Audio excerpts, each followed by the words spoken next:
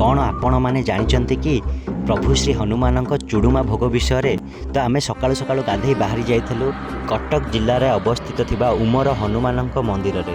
तो सेठारु आम दुकान को जाई प्रथमे चुड़ुमा निमंते जहाँ जहाँ सब सामग्री किनिबा परे आम सीधा जाइलु सेठारे टोकन करिथिलु।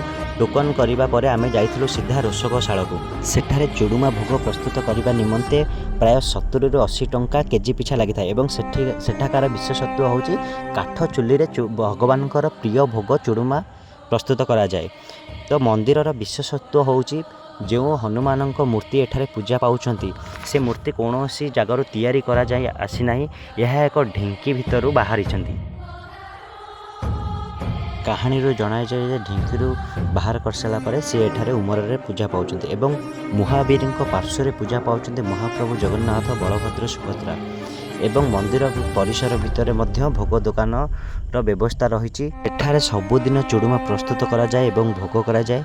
तो आमर भोग सरी जाइए तो आम बाहर बाय बाय।